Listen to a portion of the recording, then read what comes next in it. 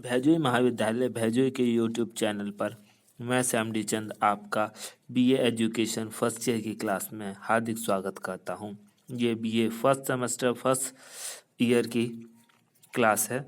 इसके अंदर हमारी सेकंड यूनिट शुरू हो गई थी।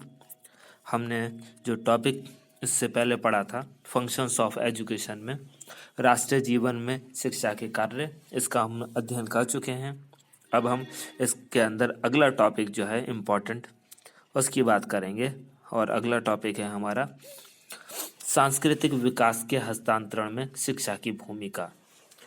जो ट्रांसमिशन है कल्चरल हेरिटेज का,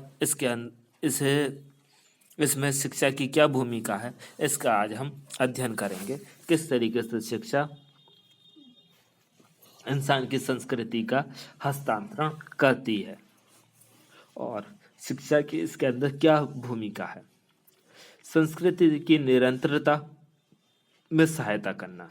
शिक्षा जो है संस्कृति की जो निरंतरता है इसे बनाए रखने में सहायता करती है। जैसे कि हम जानते हैं कि हमारे जो देश की संस्कृति है सबसे पुरानी संस्कृतियों में से एक है। दुनिया में ऐसे बहुत कम देश बचे हैं जो अपनी संस्कृति को बचाए हुए हैं। इसके उदाहरण के तौर पर आप अमेरिका या ऑस्ट्रेलिया देख सकते हैं। ये भी प्राचीन काल से बसे हुए थे, यहाँ पे आदिम जातियाँ रहती थीं, लेकिन इनके पास शिक्षा का पूर्ण अभाव था। शिक्षा ना होने के कारण ये अपनी संस्कृति को नहीं बचा पाए, ना ही अपनी अगली पीढ़ी को अपनी संस्कृति का हस्तांतरण कर पाए। और इस वक्त जितने भी हमें प्रगतिशील देश दिखाई देते हैं वो सारे के सारे शिक्षा के माध्यम से अपनी संस्कृति की निरंतरता बनाए रखने का प्रयास करते हैं। वो जितनी भी सांस्कृतिक हमारी उपलब्धियां हैं उन्हें विद्यालयों के माध्यम से अपनी नई पीढ़ियों तक पहुंचाते हैं। विद्यालयों की जो स्थापना करने का एक जो उद्देश्य है उसमें से एक मुख्य उद्देश्य ये भी है कि बालकों को, अपनी नई पीढ़ी को संस्कृति के बारे में बताना, अपनी संस्कृति को बनाए रखने के लिए उन्हें प्रेरित करना। ये जो है शिक्षा का एक मुख्य कार्यों में से एक है। हम जो है अब अगला जो पॉइंट है वो है संस्कृति के हस्तांतरण में सहायक। जैसे हमने बताया कि इस प्रगतिशील देशों ने विद्यालयों की स्थापना करके संस्कृति की जो निरंतरता है उसे बनाए रखने का कार्य किसे सौंप दिया है? स्कूलों को सौंप दिया है। इसी तरीके से संस्कृति के हस्तांतरण में भी शिक्षा बहुत ज़्यादा महत्व स्थान रखती है।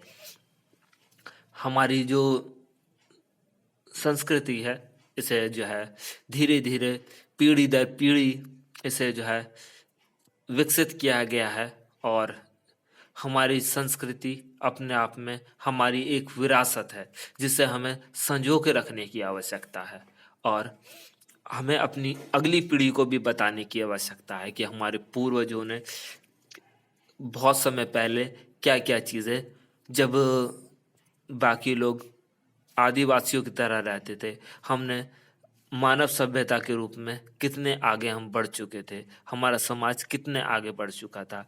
इन सब का ज्ञान हम जो है एजुकेशन के शिक्षा के द्वारा ही अपनी अगली पीढ़ी को करा सकते हैं। विद्यालयों के अंदर अध्यापक होते हैं और जो बालकों को अपनी संस्कृति के बारे में बताते हैं, संस्कृति का हस्तांतरण करते हैं। इस तरीके से एक पीढ़ी से दूसरी पीढ़ी तक संस्कृति का हस्तांतरण होता चला जाता है। ओटावे कहते हैं कि शिक्षा का एक कार्य समाज के सांस्कृतिक मूल्यों और व्यवहार के प्रतिमानों को उसके तरुण और समस्त सदस्यों को हस्तांतरित करना है। मतलब शिक्षा का कार्य है कि समाज में जो समर्थ लोग हैं, जो नए नवयुवक हैं, उन्हें अपने जो सांस्कृतिक मूल्य हैं, जो व्यवहार के प्रतिमान हैं, उन्हें हम हस्तांतरित करते चले जाएं शिक्षा के माध्यम से। इसके बाद अगला हमारा जो टॉपिक है वो है संस्कृति के परिवर्तन व परिवर्धन में सहायता। सिर्फ ये संस्कृति का हस्तांतरण नहीं करती, उसे बनाए नहीं रखती, शिक्षा उसे परिवर्तित और परिमार्जित करने में भी अहम भूमिका निभाती है। क्योंकि समय के साथ साथ संस्कृति में बहुत सी प्रथाएं, परंपराएं, रूढ़ियां, अंधविश्वास आ जाते हैं और इनसे मुक्त होने की आवश्यकता होती है। जैसे जैसे समाज, देश विकसित होता चला जाता है, हमें पता चलता है कि हम ऐसी बहुत सी चीज़ों को अपनाए हुए हैं जिनकी अब आवश्यकता नहीं है और इस चीज़ में शिक्षा एक अहम योगदान देती है। संस्कृति के अंदर जो स्वीकृत चीज़ें हैं जिन्हें हम स्वीकार सकते हैं, ऐसे मूल्यों को, आदर्शों को हम जो है अपने जीवन में स्वीकार करते चले जाते हैं और ऐसी चीज़ें जो अब उपयोगी नहीं हैं, जिनकी अब आवश्यकता नहीं है या जो अंधविश्वास पर या रूढ़ियों पर आधारित हैं, उन्हें हम त्यागते चले जाते हैं। संस्कृति के अंदर ये जो परिवर्तन और जो परिवर्धन होता है, ये सब शिक्षा के माध्यम से ही होता है।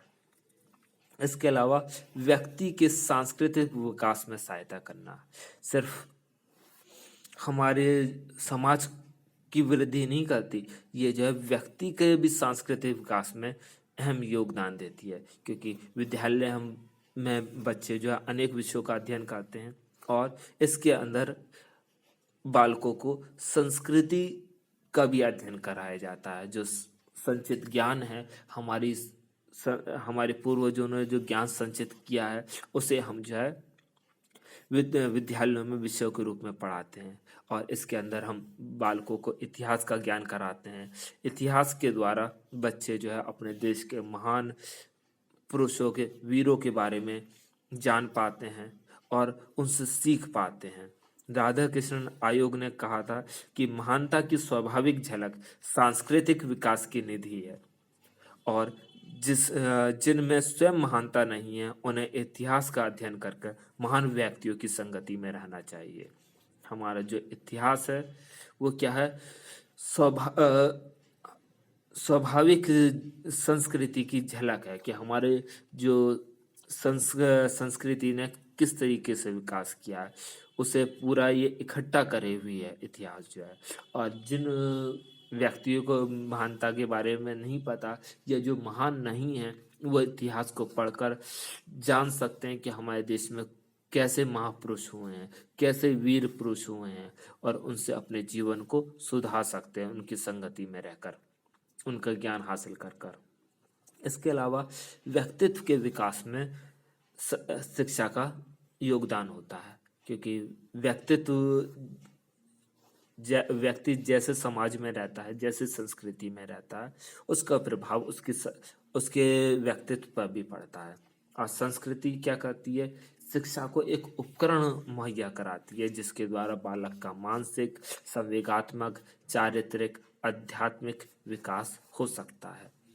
शिक्षा ये सारे विकास संस्कृति के माध्यम से करती है। संस्कृति की शिक्षा दे देकर मानसिक, संवेगात्मक, चारित्रिक, आध्यात्मिक ये सारे विकास करती है। ओटावे ने लिखा है कि जिस संस्कृति में व्यक्तित्व का विकास होता है, उसके द्वारा उसका आंशिक निर्माण किया जाता है और इससे ये निष्कर्ष निकलता है कि व्यक्तित्व के विकास से संबंधित होने के कारण शिक्षा संस्कृति पर आश्रित रहती है।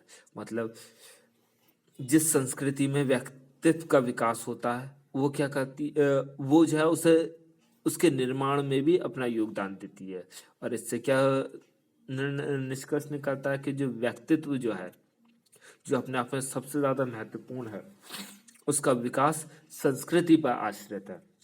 अगर संस्कृति हम के द्वारा हम अपने व्यक्तित्व का भी निर्माण करते हैं और संस्कृति का भी निर्माण करते हैं। अगला पॉइंट है संस्कृति का समावेश।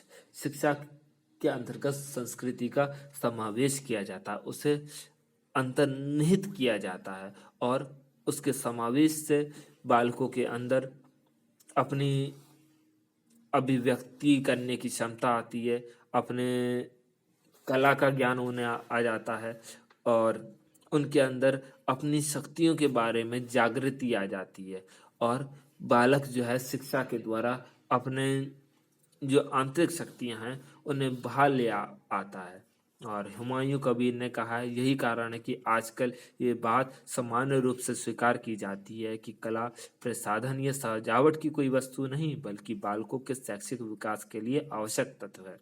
ये सिर्फ जो हम बच्चों को कला सिखाते हैं, इसका महत्व सिर्फ चीज़ों को सजाना या सुंदर दिखाना नहीं है, ये बालकों का शैक्षिक विकास का एक आवश्यक तत्व है। इसके अलावा अब हम बात करेंगे संस्कृति शिक्षा के विभिन्न अंगों को प्रभावित करती है। संस्कृति जो है क्योंकि हम समाज में रह के शिक्षा प्राप्त करते हैं, समाज जो है शिक्षा का एक साधन है जिससे हमें शिक्षा प्राप्त होती है। समाज ही हमारी शैक्षिक पर्यावरण स्थापित करता है, शिक्षा प्रणाली निर्धारित करता है। ये सारी चीज़ें संस्कृति के द्वारा ही निर्धारित होती हैं, क्योंकि समाज के द्वारा ही संस्कृति बनी है और संस्कृति के द्वारा ही समाज बनता चला जाता है। इसलिए शिक्षा संस्कृति से प्रभावित हुए बिना नहीं रह सकती। संस्कृति शिक्षा को प्रभावित भी करती है, परिवर्तित भी करती है और परिमार्जित भी करती है। इसलिए शिक्षा के जो उद्देश्य हैं, जो पाठ्यक्रम हैं, जो शिक्षण विधियां हैं, जो पाठ्य वस्तु हैं, शिक्षक हैं, अनुशासन है और जो शिक्षालय हैं, वो सारे उन सब पर संस्कृति का असर पड़ता है। और इसलिए संस्कृति जो है इनके परिवर्तन में और इनके परिमार्जन में होने वाले परिवर्तन का एक हिस्सा है। मतलब संस्कृति की वजह से ही इनके अंदर परिवर्तन आता है। इसलिए हम जो अलग अलग देशों में अलग अलग प्रकार के शिक्षण प्रणालियों को देखते हैं। इसका कारण सांस्कृतिक विभिन्नता ही है। जैसी उस देश की संस्कृति होगी वैसे ही शैक्षिक पद्धतियों को वहाँ पर जो है महत्व दिया जाएगा। हमारा देश प्राचीन काल से ही आध्यात्मिकता के लिए, वैदिक संस्कृति के लिए प्रसिद्ध है। इसलिए हमारे यहाँ पर धार्मिक मूल्यों को, नैतिकता को बहुत ज़्यादा महत्व दिया जाता है। लेकिन जैसे समाज बदलता चला जा रहा है, अब जो है लौकिक और भौतिक जीवन का जो है महत्व बढ़ता चला जा रहा है और इसकी वजह से हमारी संस्कृति में भी थोड़ा परिवर्तन आ रहा है। और हम कह सकते हैं कि शिक्षा जो है हमारे संस्कृति के जो बहुत से पहलू हैं उन्हें निर्मित करने में, उन्हें परिवर्तित करने में भी अहम भूमिका निभाती है। और संस्कृति के द्वारा शिक्षा को प्रभावित किया जाता है और शिक्षा के द्वारा संस्कृति को भी प्रभावित किया जाता है। ये दोनों एक दूसरे के ऊपर निर्भर करती हैं, लेकिन संस्कृति का शिक्षा पर ज़्यादा प्रभाव है। इसलिए हम कह सकते हैं कि संस्कृति जो है शिक्षा के विभिन्न अंगों को प्रभावित करती है। इस प्रकार हमने जो है जान लिया कि जो है संस्कृति का जो है क्या प्रभाव है, संस्कृति जो है किस तरीके से इंसान के व्यवहार को और सारी चीज़ों को परिवर्तित करती है, या शिक्षा क्या भूमिका निभाती है संस्कृति के हस्तांतरण में। ये टॉपिक समाप्त हुआ। धन्यवाद।